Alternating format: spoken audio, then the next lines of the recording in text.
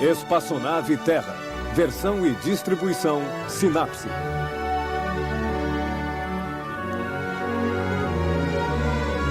Terra, nossa nave espacial. Bem-vindo a bordo para esta viagem de 1 ano em torno do Sol. Estamos aqui e chegaremos na estação equinócio de outono em 12 semanas. É verdade, a Terra gira em torno do Sol, mas não em círculo, em elipse. Nos primeiros dias de julho, passamos no ponto mais afastado do Sol. Mas então, por que faz tanto calor? Na verdade, a diferença entre perto do Sol e longe do Sol não é tão grande. Há uma diferença bem mais importante. A Terra não se desloca reta, mas ligeiramente inclinada. O eixo da Terra é inclinado. Neste momento, o hemisfério norte está inclinado na direção do Sol. Os dias são longos e as noites são curtas. Mas, principalmente como a Terra é inclinada, os raios de Sol chegam em ângulos diferentes. No inverno, um raio de Sol como este aqui chegava inclinado. Sua energia se espalhava sobre uma grande superfície. Fazia frio. Hoje, este mesmo raio de Sol atinge o solo em ângulo mais reto.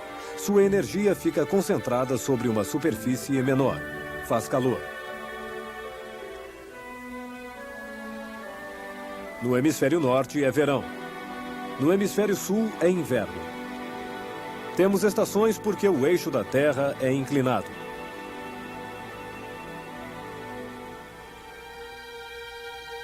A Terra viaja em uma órbita em forma de elipse, mas esta elipse só desvia de um círculo perfeito 2 centímetros. Pode-se dar conta de uma deformação tão pequena? Sim, se um eclipse total ocorrer em julho. Normalmente vistos da Terra, Sol e Lua aparecem do mesmo tamanho, quando na realidade o Sol é muito maior.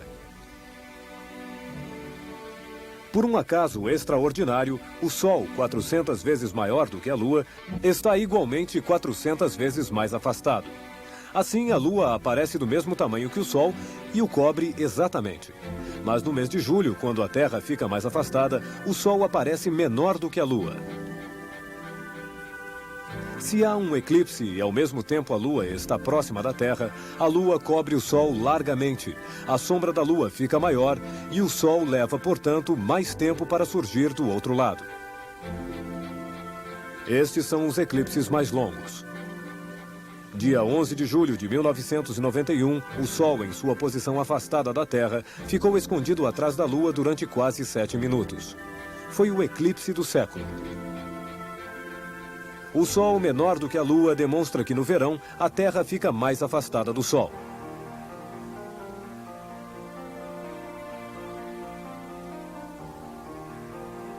A excentricidade de nossa órbita diz respeito a todos nós.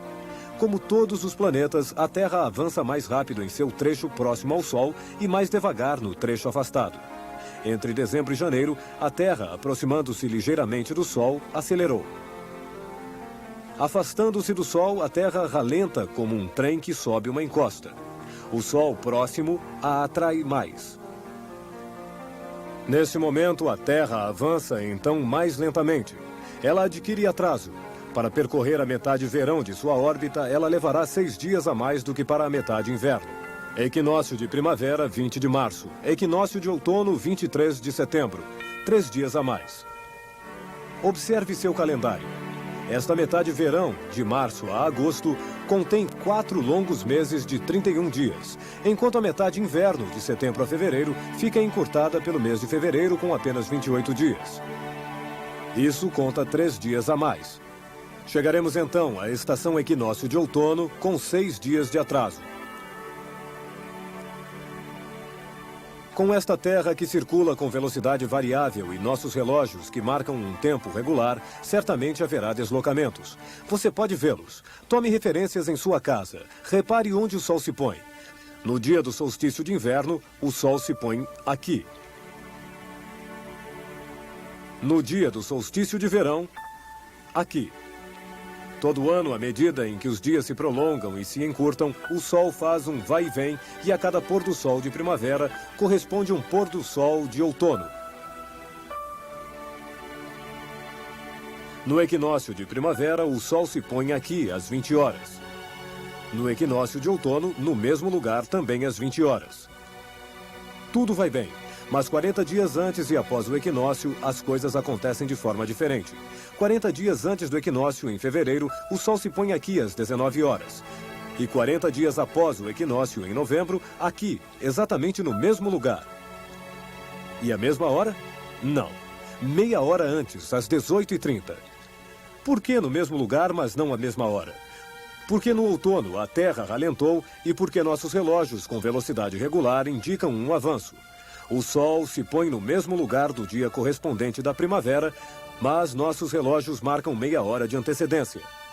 Nossa velocidade de travessia média é de 107 mil quilômetros por hora.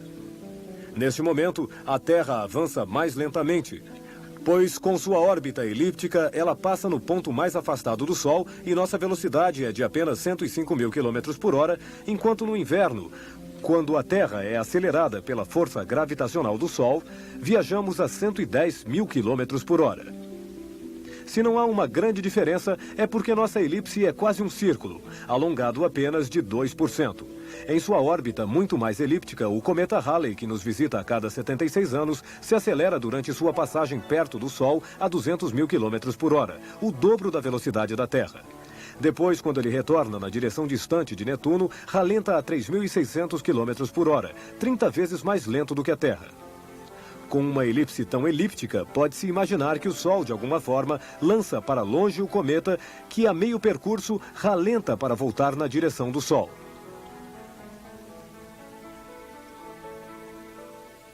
Se você lançar uma bola ao ar, ela acelera em uma trajetória curta, ralenta, para e cai. A Terra está em queda permanente na direção do Sol, mas nada de pânico. Nessa trajetória quase circular, as forças centrífugas nos mantêm solidamente, todos em órbita.